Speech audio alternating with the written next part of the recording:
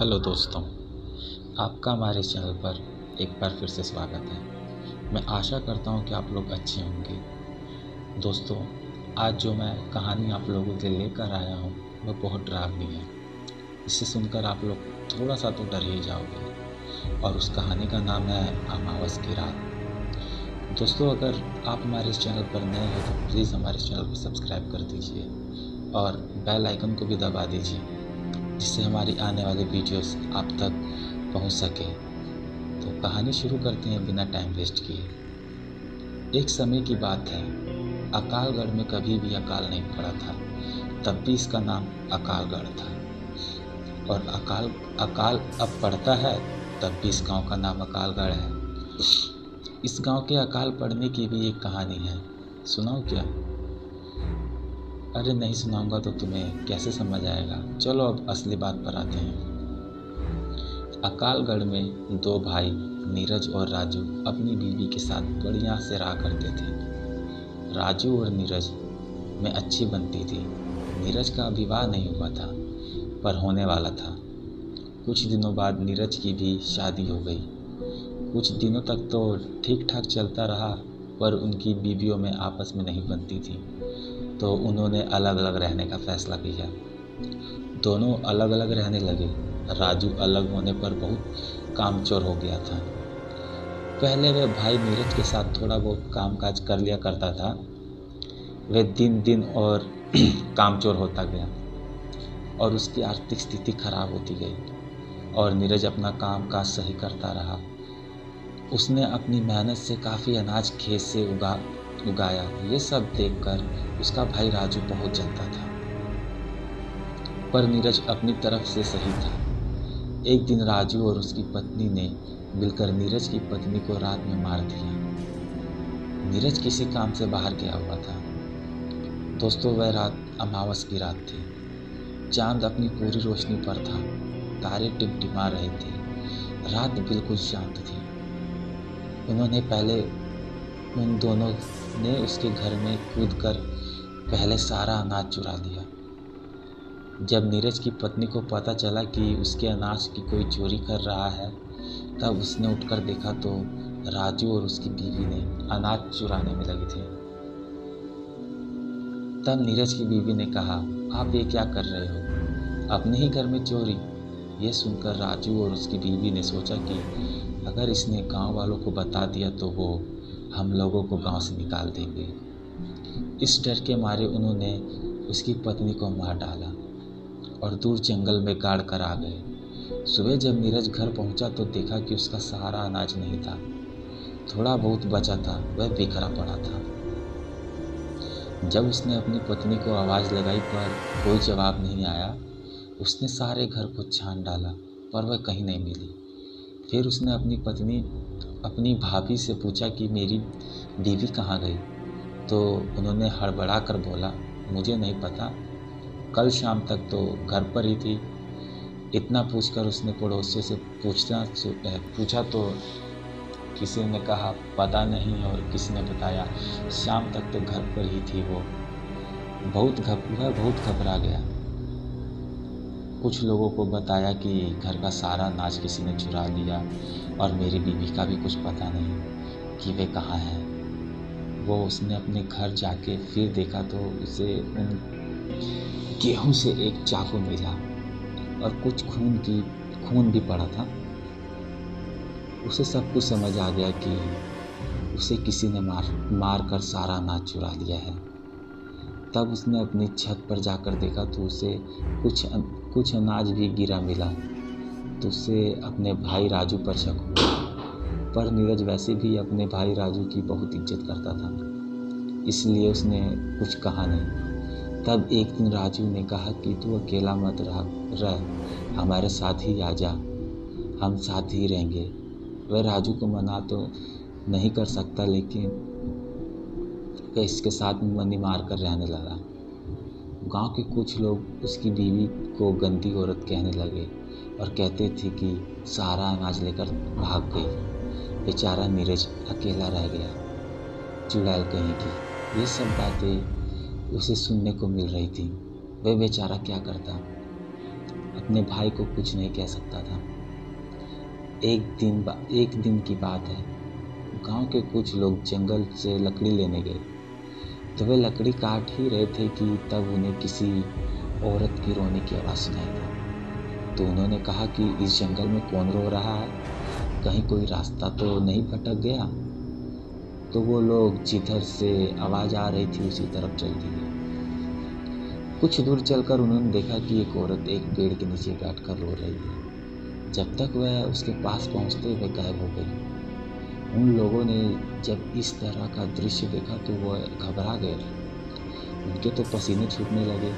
तब एक आवाज़ आई, अब तुम लोग कभी भी इस जंगल से लकड़ी नहीं काटोगे, और जो भी यहाँ लकड़ी काटने आएगा वह जिंदा वापस नहीं जाएगा। और तुम लोग मुझे चुड़ैल कहते हो ना, तो चुड़ैल ही सही। आज से तुम्हारे गांव में कभी पानी नहीं बरसेगा, तुम लोग भूखे मरोगे। यहाँ सिर्फ अकाल पड़ेगा और अमावस की रात को एक लाश तुम्हारे गांव से जरूर मिलेगी। जाओ तुम सब गांव वालों को जाकर बता दो, आज से 3 दिन बाद अमावस है। एक आदमी की मौत जरूर है, जिसने भी मुझे मारा है वह बचेगा नहीं। मेरा अनाज खा करके मुझे चुड़ैल कहते हो? गांव वालों, मैं तुम्हें छोड़ूंगी नहीं। आज मैंने तुम्हें बख्श दिया। जाओ जाओ जाओ, चले जाओ मेरे जंगल से, मुझे अकेला छोड़ दो। जाओ, मुझे तैयारी करने दो। जाओ। और फिर रोने लगी। वह लोग डर गए। ये सब क्या था? स्त्री का रोने का कारण क्या था? एक आदमी बोला, अरे वह कह रही थी कि मेरा अनाज चुरा लिया और मुझे मार दिया। इसका मतलब ये कि नीरज की बीवी थी, जिसे किसी ने अनाज के लिए मार डाला और वह चुड़ैल बन गई है। तभी एकदम एक भयानक चेहरा उनके सामने आया। तुम लोग अभी तक गए नहीं? जाओ यहाँ से, वरना मैं तुम्हें भी मार दूंगी। उनके तो होश उड़ गए। भागो भागो चुड़ैल, चुड़ैल, ऐसा कहते हुए वे गांव पहुँचे। सारे के सारे ऐसे हाफ रहे थे कि जिंदगी में इतना कभी नहीं भागे होंगे। गांव वालों ने इस तरह उन्हें भागते हुए देखा तो कहने लगे, क्या हुआ? चुड़ैल चुड़ैल बहके जा रहे हो, आगे भी कुछ बोलो। अरे तुम्हें बोलने की पड़ी है, हमारी जान पर बनी है। अरे पर हुआ क्या? तुम लोग इस तरह क्यों हाँफ रहे हो? बताते हैं, पहले सांस तो लेने दो। तब उन्होंने गांव वालों को बताया कि नीरज की बीवी चुड़ैल बन गई है और उसने हम सबसे कहा है कि मेरा अनाज किसी ने चुरा कर किसी ने उसे मार के जंगल में दफना दिया। और वह कह रही थी कि अब तुम्हारे गांव में कभी पानी नहीं बरसेगा और हर अमावस्या को एक आदमी की मृत्यु होगी। जब तक उसकी आत्मा को शांति नहीं मिल जाएगी तब तक यूं ही वो लोगों को मारती रहेगी। एक आदमी ने पूछा, नीरज की बीवी को मारा किसने?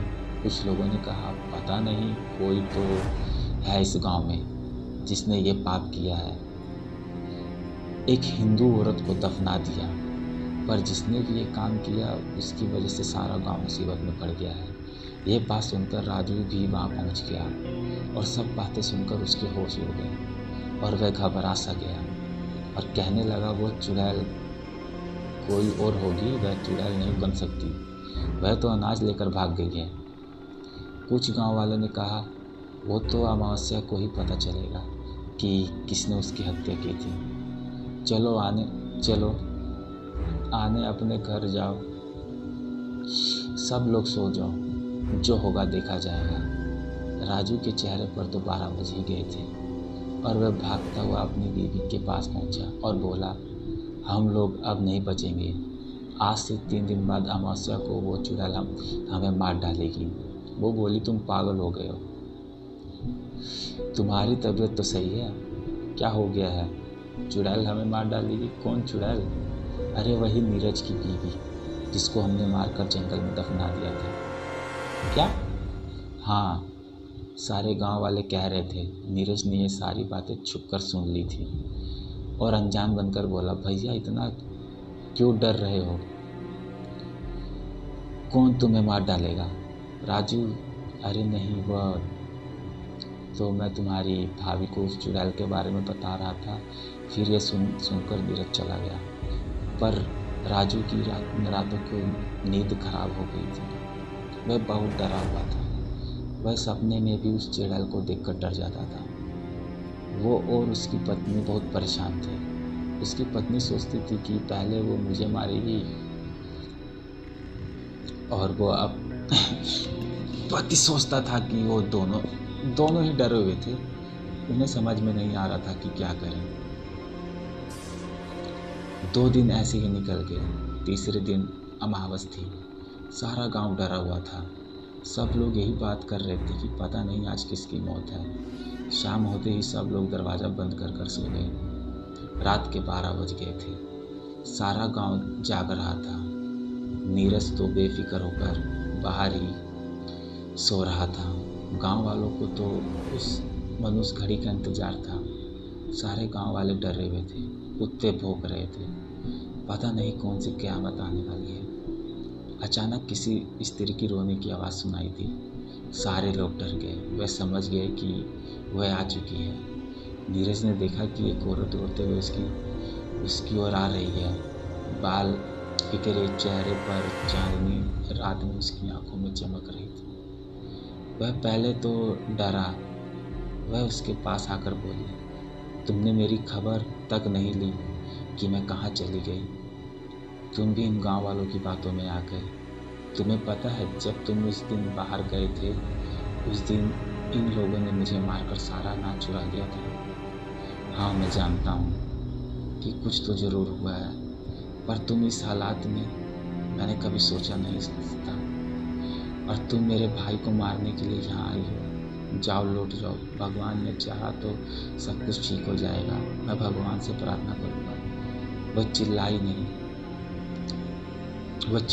नहीं, तुम्हें तो मेरा साथ होना चाहिए। तुम भी इन गांव वालों की तरह बन के भगवान क्या खाक ठीक करेगा। अब मैं इस गांव को बर्बाद करूँगी। और तुम्हें क्या लगता है कि मैं तुम्हारे कहने पर तुम्हारे भाई को छोड़ दूँगी? नहीं, मैं इस दिन के लिए इतना रोई हूँ और कितना तड़पी हूँ। मैं उसे नहीं छोड़ने वाली। उन दोनों में से एक की मौत आज जरूर है। नीरज, नहीं, तुम ऐसा नहीं कर सकती। तुम मेरे बीच मत आओ, नहीं तो मैं भूल जाऊंगी कि तुम मेरे पति हो। हट जाओ। उसने उसे रोकने की कोशिश की कि उसने नीरज को ऐसा धक्का मारा कि नीरज हवा में उड़ता हुआ जमीन पर आ गिरा और वह बेहोश हो गया। ये सब राजू की बीवी गेट के छेद से देख रही थी। उस चुड़ैल ने गेट में धक्का मारा और उसकी बीवी के बाल पकड़कर बोली, चुड़ैल, तो तू है, तूने मेरा सब कुछ छीन लिया। अब तुम्हें नहीं छोड़ूंगी। उसने राजू की बीवी का कलेजा चीर के उसका दिल निकाल दिया। अब मुझे थोड़ा सुकून मिलेगा। अब की बार तेरी बारी है। कहाँ छुपा है तू? और हाँ, गांव वालों, तुम भी कान खोल कर सुन लो। आने वाली अमावस को तुम नहीं बचोगे। सबके सब मरोगे। बहुत सताया है तुम लोगों ने। और हंसती ही जंगल की ओर चली गई। सारे गांव वाले बाहर आ गए और नीरज को उठाया और उसे पानी पिलाकर होश में लाया। उसने अपनी भाभी को मरा हुआ देखकर वह खूब रोया। तब तक राजू भी बाहर आ गया। उसने ये सब देखकर उसके भी आंखों में आंसू निकल गए। सारा गांव रो रहा था। सुबह उसके शव को जलाया। सारे गांव वाले राजू को भला बुरा कह रहे थे कि उसकी वजह से हम सब लोग एक दिन ऐसे ही मरेंगे। सारे गांव वाले, हाँ, इसकी वजह से ही हमारे लिए ये मुसीबत खड़ी हुई है। इसको तो नरक में भी जगह नहीं मिलेगी। अपने भाई के साथ तूने धोखा किया। तो दोस्तों, ये थी एक अमावस की रात की एक चुड़ैल की कहानी। अब सुनो आगे की दास्तान कि किस प्रकार उस गांव में दोबारा शांति आई। नीरज, शांत हो जाओ। भगवान हमारी मदद जरूर करेगा। ऐसा तो कोई होगा जिसे हमारी मदद के लिए भगवान भेजेगा। कोई खुदा का नेक बंदा ही अब हमें बचा सकता है। दोस्तों, जब फिल्म में विलन होता है तो एक हीरो का भी होना ज़रूरी होता है, चाहे वो अजय देवगन हो या सुनील शेट्टी या फिर कोई और हीरो। तो सुनो कहानी का अगला पार्ट। अब तो सब लोग बस भगवान से प्रार्थना करने लगे, भगवान हमें इस मुसीबत से निकालो। प्रभु, अब तुम तुम्हारी शरण में हैं। भगवान तो बस किसी न किसी बहाने से जो लोग भूल जाते हैं उनको याद दिलाते हैं। तभी तो कहते हैं दुख में सुमिरन सब करें और दुख में करे ना कोई, और जो सुख में सुमिरन करे तो दुख काहे को होए। तो दोस्तों, भगवान भी बड़े दयालु हैं, तुरंत क्षमा भी कर देते हैं। तो उस गांव में किसी की मौत आने से पहले भगवान ने एक फरिश्ते को उस गांव में भेज दिया। उसका नाम था विराट। वह भगवान को मानने वाला एक नेक बंदा था। वह किसी काम से वहाँ से गुजर रहा था, रात होने वाली थी, इसलिए उसने सोचा कि क्यों ना मैं रात भर यहीं ठहर जाऊँ। वह उस गांव की ओर चल दिया, कमर में तलवार लटकाए हुए, राजाओं जैसे कपड़े पहने हुए। वह पहुंचा गांव में। अजनबी को देखकर कुछ लोगों ने पूछा कि तुम कौन हो, कहाँ से आए हो। उसने कहा कि मैं विराट हूँ और किसी काम से यहाँ से गुजर रहा था, तो रात होने वाली है, तो सोचा कि क्यों ना मैं यहाँ रात भर रुक जाऊँ। एक गांव वाले ने पूछा, अच्छा तुम ही वो विराट हो जिसे लोग भगवान को भेजा हुआ फरिश्ता कहते हैं। उसने कहा, हाँ, कुछ लोग कहते हैं। सब लोग उसके पैरों में गिर पड़े। भगवान ने हमारी सुन ली, तुम जैसे फरिश्ते को भेज दिया। हमें बचा लो विराट, हमें बचा लो, हमें उस चुड़ैल से बचा लो। तुम ही हो जो हमारी मदद कर सकते हो। विराट, अरे ये क्या कर रहे हो, पहले खड़े हो जाओ। फिर सब खड़े हो गए। अब बताओ बात क्या है, तुम इतने घबराए हुए क्यों लग रहे हो।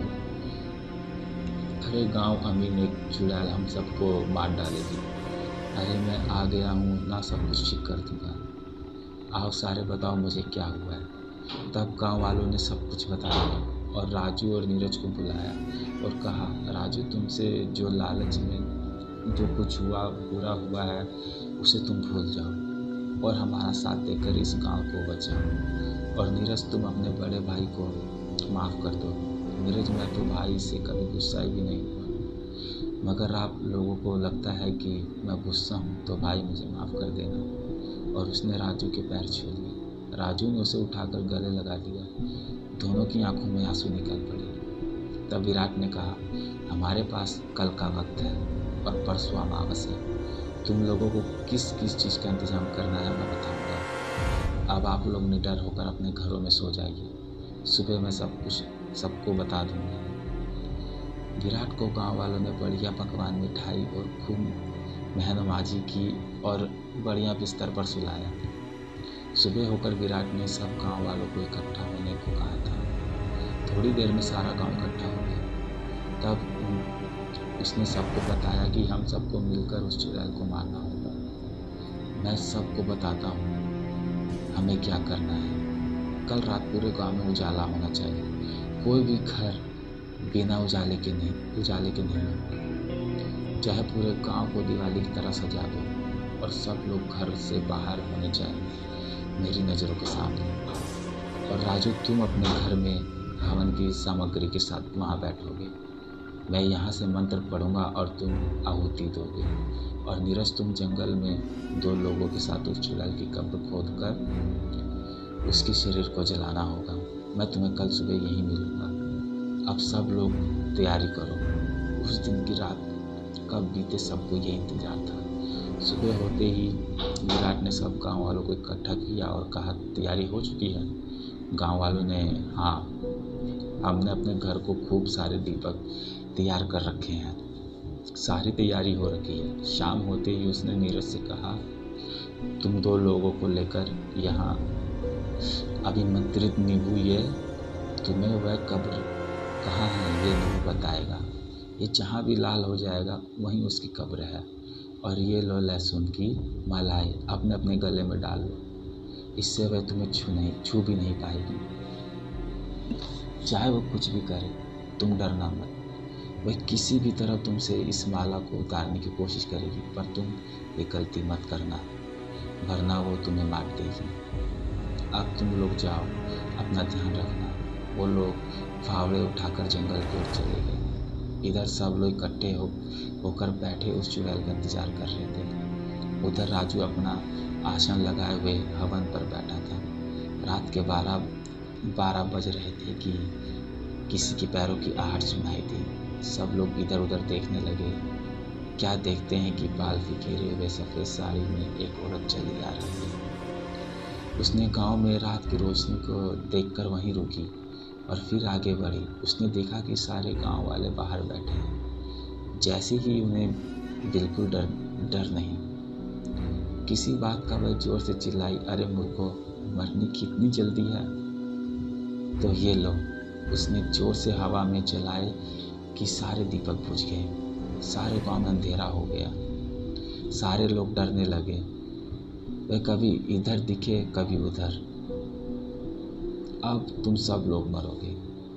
ऐसा होते देख विराट ने कहा, रुक जाओ, इन गांव वालों को छोड़, मुझसे लड़।